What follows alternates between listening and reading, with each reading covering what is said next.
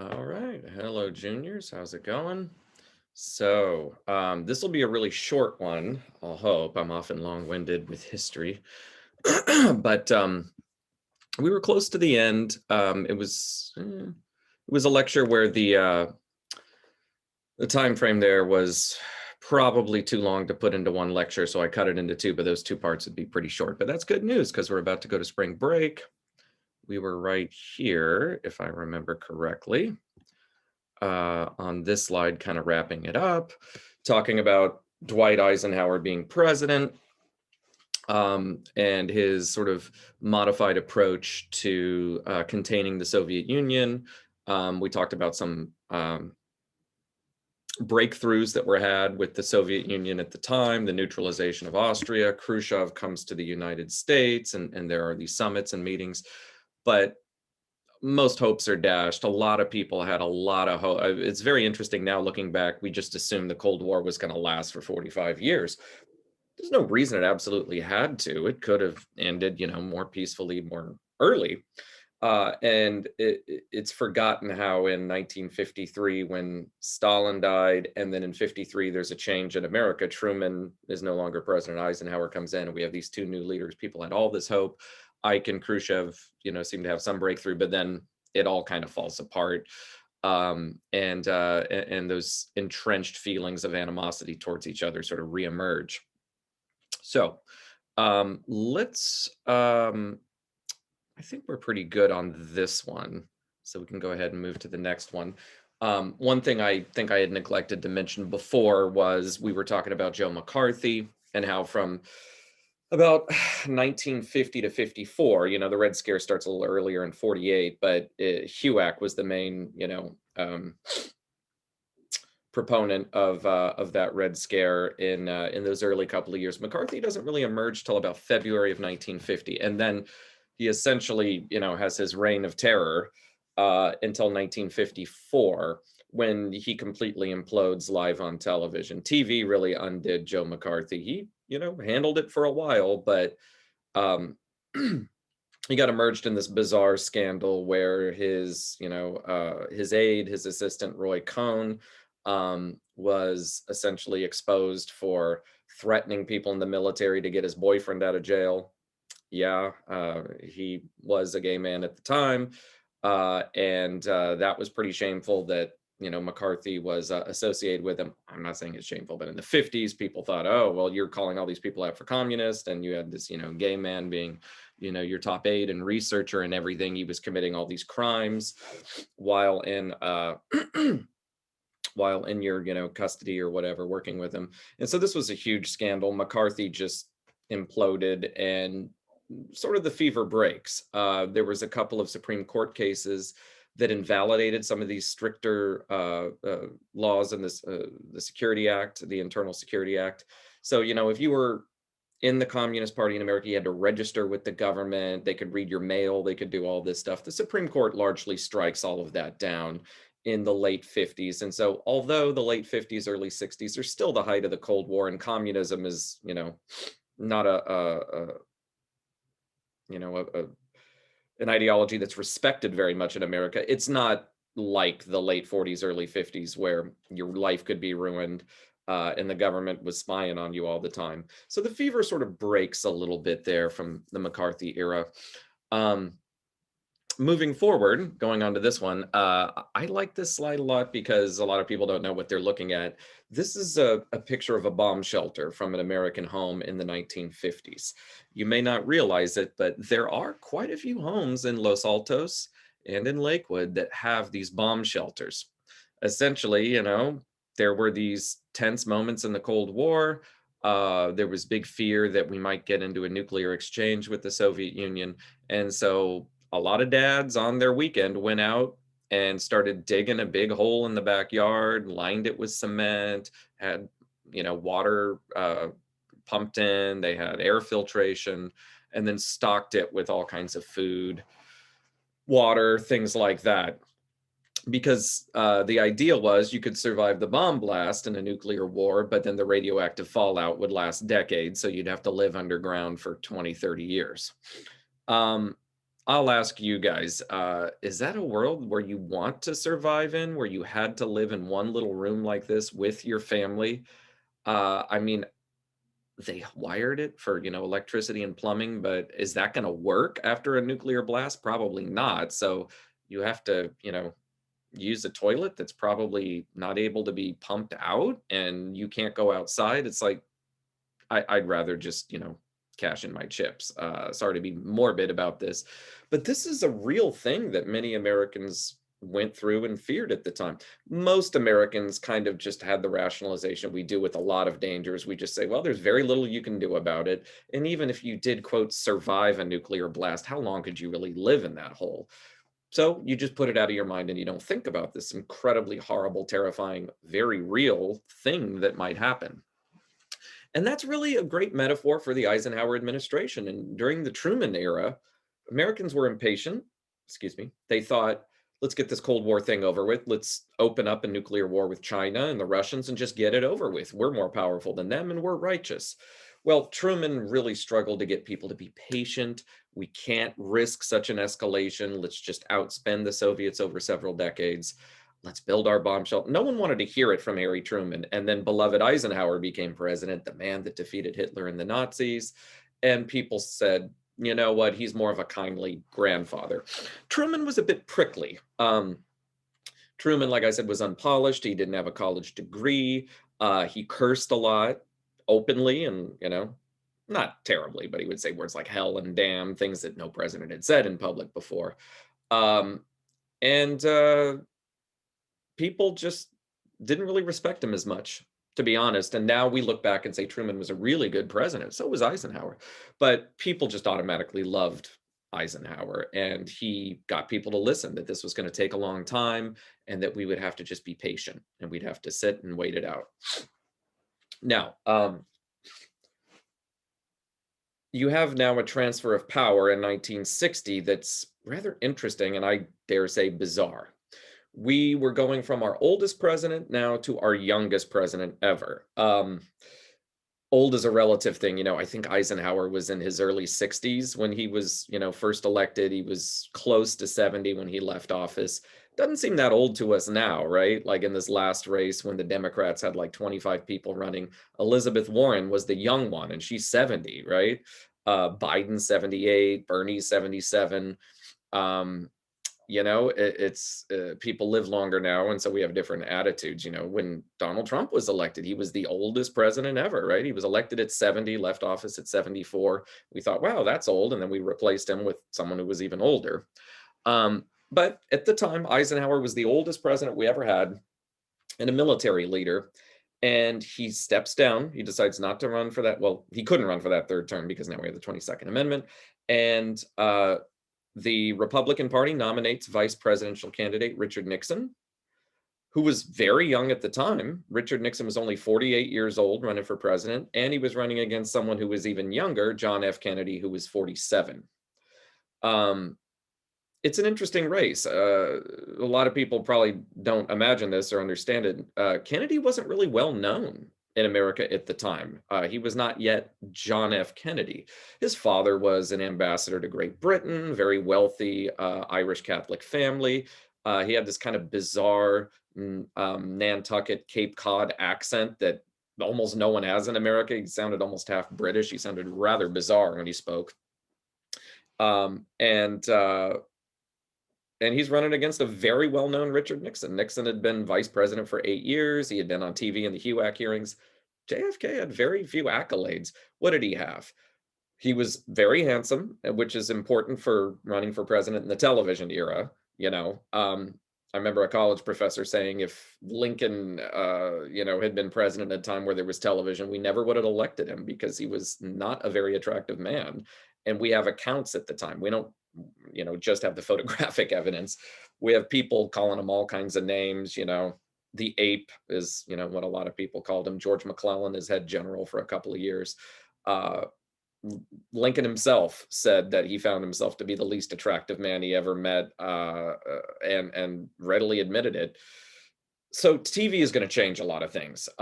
You have to kind of be able to be TV ready. Not every president is going to be handsome, but it certainly is an advantage to be nice to look at when voters are looking at you, right? It's just an unfortunate bias that we all have. And he speaks well, and he's good on television. So they debate 3 times. It's fascinating to look back at those debates because they're actually debates. They're not like these ridiculous things that we have now. I remember watching those two Trump Biden debates. They were horrible. They weren't even debates. Everybody shouting over each other and a lot of anger and stuff. Kennedy and Nixon were calm, cool. They just sort of answered the questions. Um, People who listen to it on the radio believe that Richard Nixon won because they're just hearing it and listening to the debate and the issues. People that see it on TV think that JFK won because he was polished. Um, he was coached. Kennedy had a lot of money, and so he hired a lot of TV consultants who like worked in television. So they gave him proper makeup. They gave him tips for how to talk to the camera. It's very clear that Nixon believed this was a debate with an audience, and the audience had 50 people in it, and he was talking to them, and it just happened to be on TV, but he didn't think about that. Kennedy pretty much ignored the audience that was there and was talking into the camera to 50 million Americans. And it really comes through when you watch the debate. Nixon's hardly looking into the camera, and that's all that Kennedy does for an hour and a half. Um, like I said, Kennedy had makeup, Nixon did not. Nixon was sick. He was taking like, cold medication that made him drowsy. Nixon famously sweat. He was a sweater. He had this flop sweat that would come up here, and in between takes, he would daub himself with his handkerchief. So he looked nervous. He didn't look very well. And people just said, almost subconsciously, I don't think he should be president. It was one of the closest elections in American history, just by about 100,000 votes. Kennedy wins, Nixon loses, and we go from our oldest president ever to almost our youngest. Remember, Roosevelt is a bit younger at 42, Teddy Roosevelt. But Kennedy is our youngest elected president, 43 years old, didn't take over after the death of a president. He takes over.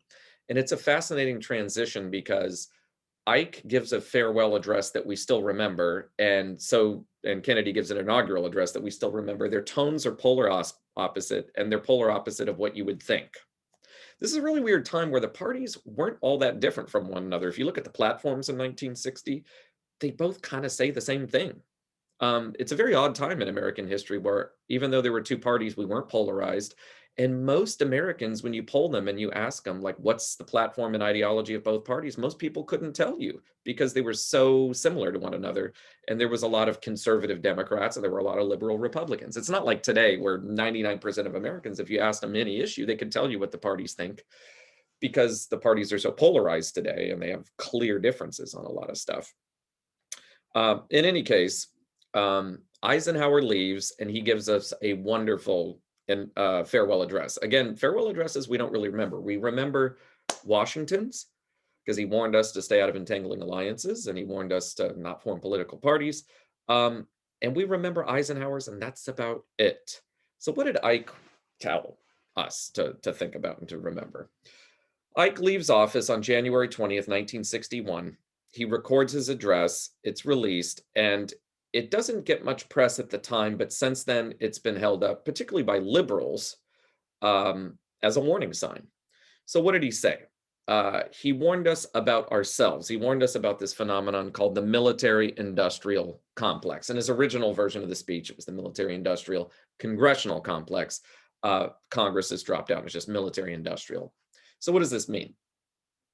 Well, essentially, we never had a standing military until the 50s, until the 1950s. It's very new, this sort of militarization of America where patriotism is sort of fused together with the military. That was a very new concept. Most Americans thought the military was not very American, that the military's very regimented, it's hierarchical, it's not equal, it's not very democratic. It ran counter to a lot of American values. And so the founding fathers, other than Hamilton, didn't want a standing army.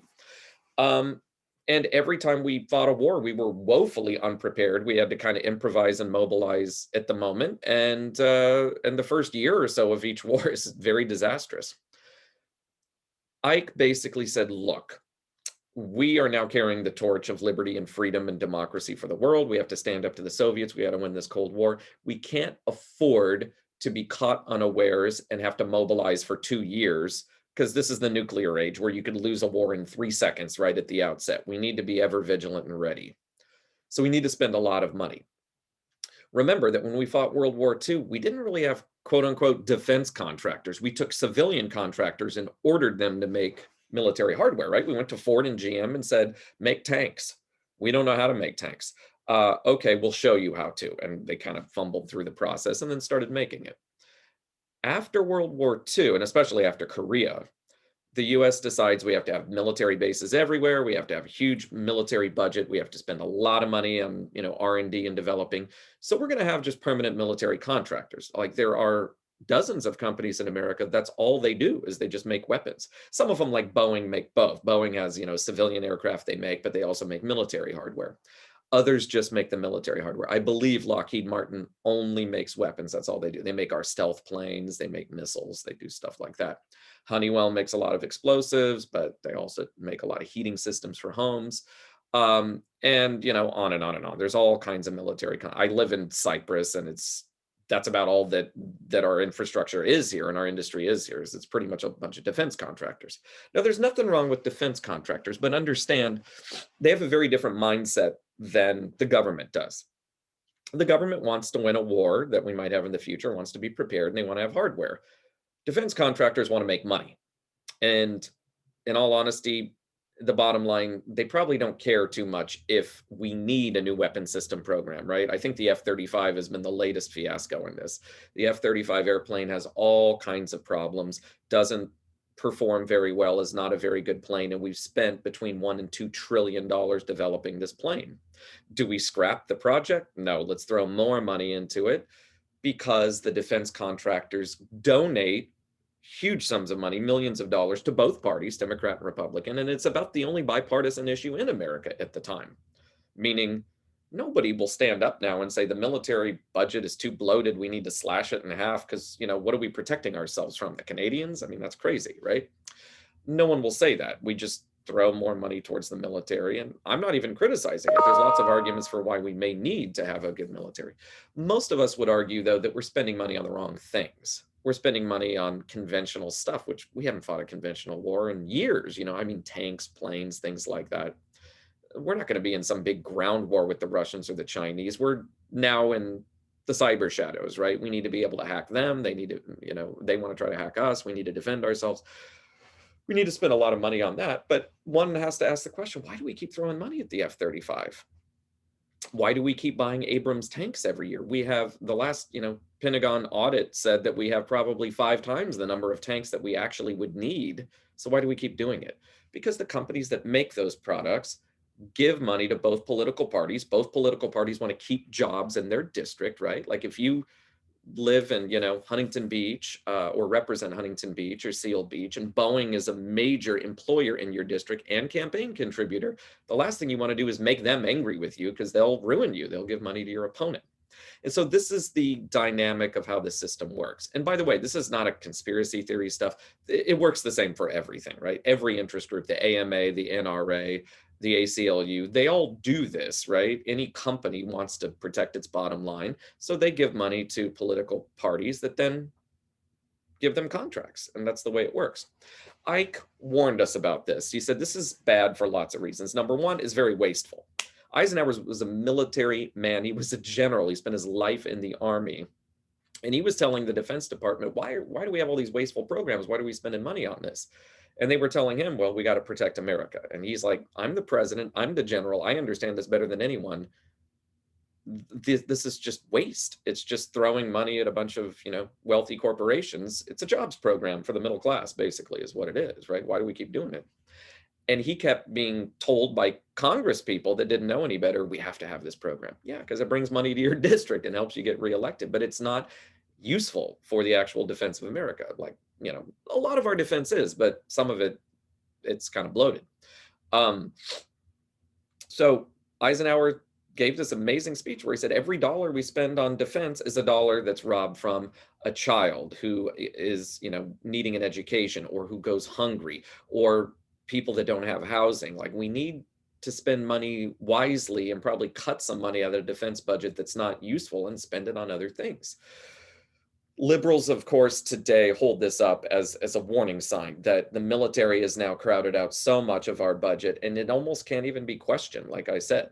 Now, I'm not saying liberals are right about this, but I'm just saying that it was interesting that a conservative Republican was giving this argument on his way out the door. And an old man, right, who usually would be warning us about the communists, he didn't. On his way out, he was warning us about us. And he's saying, this thing scares me. It's going to grow into this big monster and it's going to consume all the money. And you know what? Societies that have incredibly powerful militaries, they can be unstable democracies, because if the military gets a little too strong, a little too powerful, some general might decide to launch a coup. Okay. Now, miraculously, this has never happened. Wonderfully, the military is very nonpartisan in America still to this day. And they take no part in these kind of things. It doesn't mean it can't change, though. And so Ike was kind of warning us about that. So our new president, John F. Kennedy, had a totally opposite tone. Kennedy's inaugural address is one of the most beloved speeches in American history. And it is a good speech, but it's a speech where either people haven't listened to it or they haven't listened to other speeches, because it's very odd as an inaugural address. First of all, it's very short. It's a 15-minute speech. I don't know if you heard Joe Biden's inaugural address just 2 months ago, but it was near an hour. That's about standard for most American president speeches. You talk about all issues when you do, these presidential speeches, whether they be inaugural addresses, farewell addresses, or State of the Union. You try to hit all of them, right? This is about foreign policy. This is about, wages and employment. This is the section where I talk about climate change and the environment. And you try to hit all your notes because you're saying, I have grand plans and strategies for the future. Kennedy didn't do any of that. He just talked about foreign policy for 15 minutes. That was it. Just the Cold War, which was rather odd. It was 1961. There was this huge civil rights crusade that was going on. Didn't mention a word about it. He didn't say a word about poverty in America. Didn't say much about anything like that. For 15 minutes, he basically said, we're the good guys, the communists are the bad guys, and we got to stand up to them. You guys probably know your clips from this speech. This is the ask not what your country can do for you, ask what you can do for your country. Okay, great line. That's in this speech. What also is not as well known is he said some things that kind of got him and us into trouble, like, let the word go forth from this time and place to any country that wishes us well or ill, that we will pay any price, bear any burden, suffer any hardship, support any friend, oppose any foe in the defense of liberty. Now, what he's saying there is basically, we will spend ourselves into oblivion and go on this never-ending crusade to stop communism. That gets us into trouble in Vietnam, right? We just could not stand to see this corner of the globe fall to communism. And we spent a fortune and we got a lot of people killed, and it was for no good reason. So maybe not a wise foreign policy. You got to pick your battles. My mother taught me that, right? Just because you're right about a situation, you got to pick your battles, because if you fight every battle, then no one will take you seriously on a lot of issues, right? You have to pick the ones that are the most important. Vietnam was not the most important one, in my humble opinion. But he did look good on television, and he did sound pretty good on television. There's a funny joke about that, and that's that Kennedy gives this famous speech in 1962 at the Berlin Wall, where he's talking to the people of Berlin, talking about freedom, and then he ends it by saying, Ich bin ein Berliner, which means I am a donut. Ich bin Berliner means I'm a Berliner, but Ich bin ein Berliner means I'm a donut. And nobody laughed. Everybody cheered because he just sounded good. There's a saying that, people remember, very little of what you actually say. People remember how you sound, and people remember how you make them feel. So if you have these big inspiring words, it doesn't matter if you flub some of the grammar. People just say, oh, look at him, he just sounds powerful there. They don't actually look at the text and analyze it. And Kennedy was the master at that. He was great on television. I mean, look at him. He looks like he's straight out of Central Casting right there. Now, I come from an Irish Catholic family, partially, dad's side of the family is totally WASP. My mom's side of the family's half Irish. So, that makes me a quarter. But my mother and her family adored the Kennedys. And so I grew up believing that they were just the greatest people ever. Then I got a little older and said, well, they're any political family like any other. You got some greats, you got some not so greats. Kennedy is, and I'll ruffle some feathers here, but I'll say he's probably the most overrated president ever. And I'm not saying he was bad, but what I'm saying is this is what I call the Marilyn Monroe, Tupac, Biggie, Kurt Cobain effect, right? If you die in your prime when you're young and handsome and talented, people imagine that you were a million times better than you actually were. I distinctly remember the band Nirvana. I had both their albums. I loved them, but you know what? They were just one band out of like a million that were around in the early 90s. And I'll tell you, as a person who was a huge grunge listener in the early 90s, they were just one of the other bands. My crew that I ran around with, we liked Pearl Jam and Soundgarden and Alice in Chains a lot more than Nirvana. And had Eddie Vedder died instead of Kurt Cobain, I'm sure we'd all be wearing Eddie Vedder t-shirts right now and crying big tears and stuff like that. But somehow that Kurt Cobain died, greatest band of all time. It's like, whoa, time out. We're exaggerating a bit. Marilyn Monroe, greatest actress and model that ever lived. Bruce Lee, greatest martial arts film star. The guy made one movie in America, right? He made 3 movies from Hong Kong. He makes one movie here, and all of a sudden he's the greatest. It's like, whoa, what about all these other stars we got today? Jackie Chan, Jet Li, right? Sorry, I'm a little older than you. Those guys are 20 years ago. But this is the effect that distorts reality to us. If you ask historians, JFK, rank him, historians put him in about the middle. He wasn't president that long, 2 years and 10 months, 1,000 days. And the list of accomplishments are pretty scant. There's not much there. And so historians are like, he wasn't a terrible president, but he is not in the top 10 nearly. If you ask Americans, he's usually in the number 1 position. Amazingly, it's about the only bipartisan issue today, right? If you ask conservatives who's the best president, they'll tell you Donald Trump. If you ask liberals, they'll say Obama or Biden. It's like, whoa, Biden's been president 2 months. Like, can we wait a little while before we judge all this? We have short memories in America, and we like icons, right? Like Kennedy, he was handsome and he was killed. And so we just say, wow, he must have been the greatest ever. What about Lincoln? What about Washington? What about FDR? Most Americans don't know who these people are. They know Kennedy, right? Because he was on TV. There's a lot of record of him. So Kennedy gets into office, and he has a lot of ideas, but really it's almost like he's a head of state rather than a head of government. A head of state, this is a concept that's divided in Europe. So for instance, a lot of people don't know this. France has a president and a prime minister. The prime minister runs the government. The president just sort of looks good for the cameras, gives speeches, receives foreign dignitaries, has these sort of ceremonial roles. It's very odd. In America, we fuse it together in the president. The president does both, runs the government and the executive department, but also does all the ceremonial stuff. That's why it's a very hard job. In Britain, it's the Queen that does the head of state stuff. It's the prime minister who does the head of government stuff.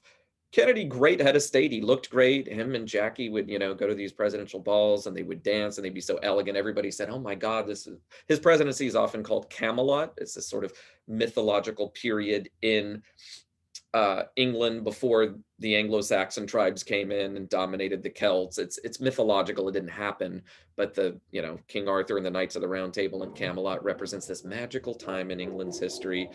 And much like the Kennedy presidency, a lot of it is mythological, right? He was president 2 years and 10 months, handsome, looked good on camera and everything like that. But what did he actually achieve? Like, what are the results there? You can't get it from most people. Who was the best president? Kennedy. What did he achieve? He got killed. He must have been doing something good, right? So he, again, great head of state, not the best head of government, doesn't really get all that much stuff done and doesn't really have a whole lot of plans. He has these modest ideas. I want to raise the minimum wage from $1 to $1.25. He had ideas about public housing. He was not a master of the Senate and couldn't get much through. His vice president, Lyndon Johnson, much better experience, had spent decades in the Senate, knew how things worked. And if you looked at his presidency, he got a lot done. And I bet you most of you probably hadn't even heard of Lyndon Johnson before this class. Lyndon Johnson is not nominated in 1960 because guess what? He wasn't very good looking. He had a Texas Southern drawl, harder to run on TV for president, right?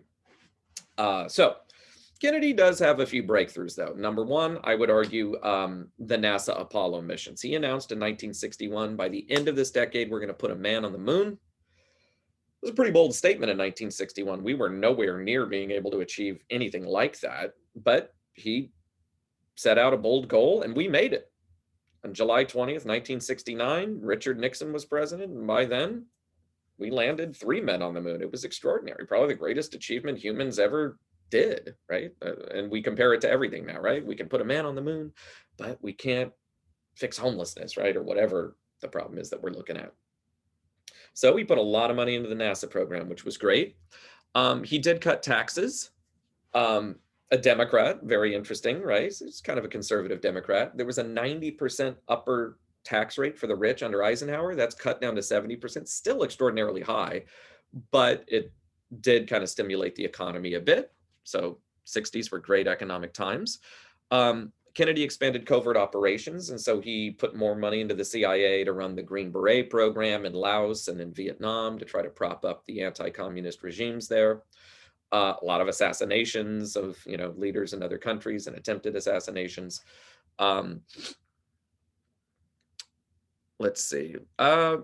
Let's talk about Cuba and sort of the legacy here, because this is the most important legacy probably of Kennedy's administration. So Cuba.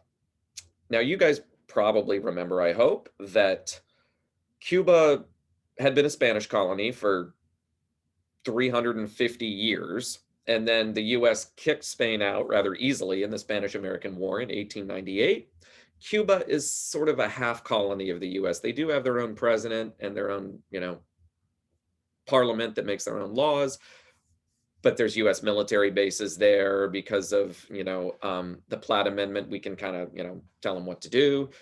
They can't sign treaties with any other country except for us without our permission. We own pretty much all the land.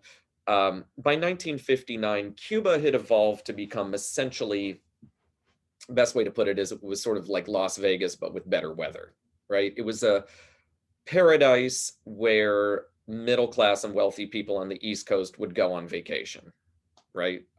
So for instance, a lot of us in California, if we want tropical, we fly to Hawaii because it's relatively close. We're on the West Coast. People on the East Coast, like if you're from New Jersey, New York, New England, and you want to, fly somewhere real quick to experience some tropical weather, you go to the Caribbean, you go to Puerto Rico, or, one of the many islands. Cuba is off limits now for Americans. You can go there, but it's very hard. You have to go to like a third country first, and it's, not as fun. In the 50s, it was a paradise, and middle-class Americans would fly on down to Cuba to drink cheap rum, to go dancing, to gamble, to sun yourself, to go surfing or whatever. It was a lot of fun, but it was basically one big resort run by the mafia, essentially. American mafiosos had moved down there and opened up casinos and brothels, running houses of prostitution. And Cuba, most Cubans were poor peasants up in the hill country, growing sugarcane and living by very modest means. And so a movement began in the 50s of a lot of poor Cuban people that felt that the US had kind of betrayed their original intent for Cuba. They wanted the Americans out. They wanted to nationalize a lot of the land and distribute it to the poor. And two brothers, the Castro brothers, started to form a little militia to do this. They met an Argentinian doctor by the name of Che Guevara, who they worked with to come to Cuba. For about 4 years, they marched around the hills and mountains of Cuba, building this rebel army. And on New Year's Day, 1959, they marched into Havana and they took over the country. Now, this is a pretty controversial topic. Now, I'll try to be as apolitical as I can be.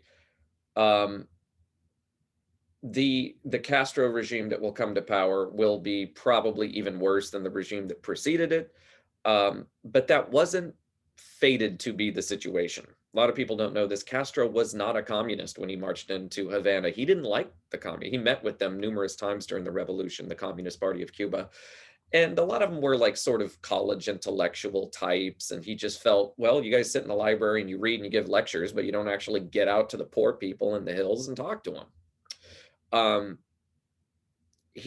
like I said, he didn't trust the communists. He didn't like the Soviet Union. Uh, his, 10-point plan, it largely just said, we want America basically to set us free. We think that the land should be nationalized, and we'd like to have a positive relationship with the US. A lot of people don't know this. Castro actually had lived in America for a little bit. He tried out for the Major League Baseball. He was a pretty good southpaw pitcher. It's one of these interesting what ifs, kind of like, what if Hitler got into art school? Would we have been spared World War II? Maybe.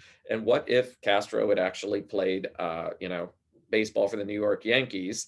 Maybe we wouldn't have had this horrible situation with Cuba. In any case, Castro marches in, and like what the US did in Iran and in Guatemala, we tried to get rid of the guy via the CIA. There were some 600 assassination attempts against Fidel Castro. None of them were successful, and some of them are downright nutty. Uh, the CIA had plans to give him an exploding cigar, kind of like in the cartoons, like a literal cigar that exploded. There were other plans that we would spike the water supply in Cuba with LSD, so that when Castro went on TV and gave his addresses, he would sound insane. They wanted to drug him with a drug that would make his hair fall out, give him alopecia, so he would look ridiculous. Like Castro is always known as La Barba in Cuba, the beard, and the beard gives him his strength and everything. He was a clean shaven guy, but when he went into the hills and lived with the people for several years, he grew out his beard, and that was like his machismo. He never shaved it till the end of his life. And it's like, if we can make his hair fall out, it'll look silly, right? There were all these crazy attempts to overthrow him, the most infamous of which would be the Bay of Pigs in April of 1961. So Kennedy has just come to power in January, and there was a CIA plan essentially to train and equip Cuban exiles, right? So basically what happens with Cuba is all of the people that had a stake in the Batista government, the government that comes right before the Castro regime, which was not a very nice regime. Batista came to power during a coup d'etat. He was a military dictator. He was not, a Democrat, in the, small d Democrat. He didn't believe in democracy. There's this weird notion that, that Cuba was this paradise before Castro came in. It's certainly terrible now, but it was pretty bad before. And all of the intellectuals, all of the wealthy landowners, all the business owners, all the military, the police force, they all fled. They all got the heck out, and they went to Miami, essentially. If you go to Miami today, it's a very Cuban town. It has a totally different vibe than, say, New York City, which was much more Puerto Rican, or LA, which is much more Mexican. And so, and the weird thing about this in America is that Americans have this weird idea of what Cuba is, right? That we imagine, oh, Cubans, yeah, I watch I Love Lucy. Everybody looks like Ricky Ricardo there, right? When in fact, 85% of Cubans are black, right? They look much more like, say, Yasiel Puig than they look like, Ricky Ricardo. Or like Pitbull, right? We look at Cubans and go, oh, Pitbull, right? Pitbull's whiter than I am, right? It's not like that. It's not like that at all. Cuba, like America, had this very racist system with white people at the top, black people at the bottom, and most of the wealthy white folks fled the country, essentially. 85% of the folks were black, poor peasants, and they didn't have the means to leave, essentially. They had to kind of help rebuild the country. And so this group has moved to Miami, and ever since they have dedicated themselves to overthrowing the regime, right? If you go to Miami today, it's a strongly anti-communist city, and they hate the Cuban regime, just like I married into a Vietnamese family. My wife's family hates the communist regime in Vietnam. And it's a strong, strong anti-communist city, right? Which, America overall is anti-communist, but I don't spend a lot of time out of my day thinking about Cuba or Vietnam and how can I overthrow those regimes. It's like, well, I don't live there, so I don't care too much. So these people essentially become a power base for Americans who want to overthrow Cuba. They basically say, all right, we're going to try to move you back to Cuba, overthrow the regime there, and, put things back the way they were. Because Castro started nationalizing the sugar plantations, the oil refineries in America, the land, and people went nuts in America. United Fruit Corporation, Texaco, they said, we got to get rid of this guy. What can we do? He's costing us profits. So the CIA was trying to get rid of him. So they're training and equipping these Cuban exiles who fled to Florida to reinvade, right? That American jets will fly over and bomb certain areas at the Bay of Pigs, And these, this sort of rebel army will land there. They'll go in and they'll eradicate Castro, and they'll, put things back the way they were. The invasion doesn't go to plan. At the very last moment, Kennedy got cold feet. He called off the airstrike. There was no air support, and these exiles that landed at the Bay of Pigs had no air support. They were sitting ducks. They were all captured and tortured, uh, and some of them to death. Some of them were kept in prison for several years. And it was a sad moment in American history, right? It blew up right in the CIA's face. We looked simultaneously like we were bullying this tiny little country, but also incredibly weak because we couldn't actually do what we were trying to do, and we betrayed the people we promised we would help, namely the Cuban exiles who we had promised with air cover, and Kennedy called it off for whatever reason. So, after this moment, Castro just goes ballistic because he knows the Yankees, the Americans, won't rest until I'm dead. So whom did he naturally turn to? The Soviet Union. He said, I want everything you got. So they started this huge military buildup in Cuba in 1961 that escalated in 1962. And unbeknownst to the world, the Russians started sneaking in nuclear missiles. The CIA captures photos of these in October of 62. They go and tell the president, they say, this has got to stop. Before these missiles are operational, we got to get rid of them. And an incredibly tense 13 days emerges in late 1962 that terrifies me. I wasn't even alive at the time. When I read about this, this is the scariest thing I've ever heard of. The US felt these missiles were intolerable. Now, historians looking back now feel that we probably could have lived with missiles in Cuba. By 1962, the Soviets already had ICBMs, meaning they had missiles in the Soviet Union that could have hit the US. So what's the difference between a missile in Siberia that can hit the US versus a missile in Cuba that can hit the US? The only difference is the flight time. A missile in Cuba takes, 15 minutes to reach the US and its targets. A missile from, Siberia might take 2 hours, but 2 hours versus 15 minutes, you get blown up, it doesn't really matter. Also, what a lot of people forget is nuclear submarines already existed, where the Soviets, if they just emerged off the coast of New York, there'd be no time. There'd be like 3-second warning, and then New York City would explode. So why is it intolerable to have these missiles in Cuba, where people felt, well, the reaction time is less. We wouldn't be able to get our nuclear retaliatory strike off before they could launch a first strike. But really, most people that are smart about this stuff and understand it would argue, really, it was all just sort of show. It looked like the Soviets were being aggressive in our backyard, and we had to stand up to them because this was a violation of the Monroe Doctrine and an appeasement, right? Like the Munich analogy. We got to stand up to the Soviet. Did it actually improve their strategic offensive capabilities? Not really. Not worth risking blowing up the world over, but Kennedy said, I can't look weak. I got to get reelected in 1964, so we got to draw the line. The US sent a military blockade of Cuba, surrounded the island, and basically said, no ships in or out unless they're inspected by the United States. This is an act of war, and we did it because we felt that the Soviets were violating international law by putting nukes there, so we can violate international law too. This incredibly tense moment happens where American news crews are on these naval vessels in the Atlantic Ocean as Russian tankers approach. And there's a moment where it looked like the Russian tankers were going to try to run right through. American ships would have torpedoed them and sunk them.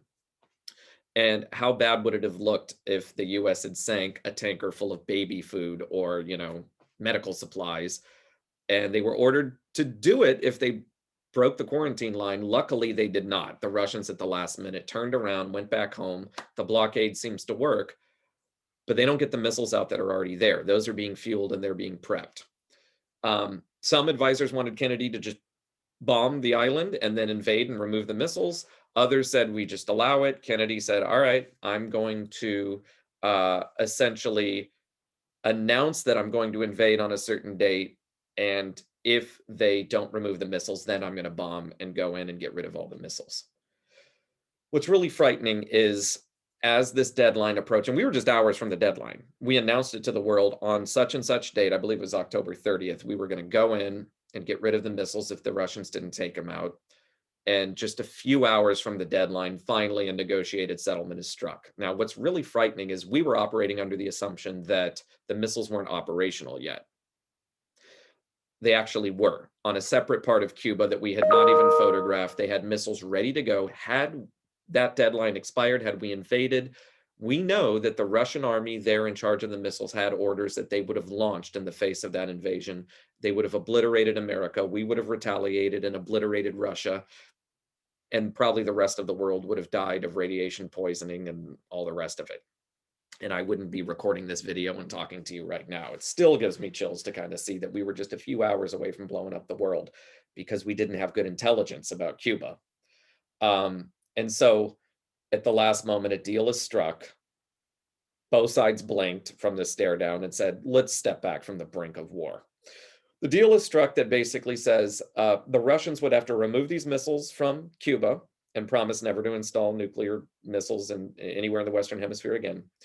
The US would equally have to remove our missiles from Turkey. What's also left out of the equation here is that we had the Soviets completely surrounded with offensive nuclear weapons. We had them in Alaska.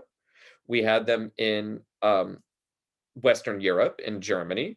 We had them on the southern border of Russia, in Turkey. And the Russians basically felt, why are we getting surrounded by missiles when we can't do the same to you, right? We would like to do the same.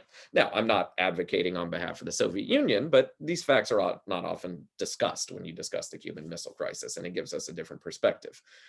Part of that deal was that we would remove the missiles from Turkey in exchange for that, and we would go to the UN and publicly promise that we would never, ever invade Cuba ever again.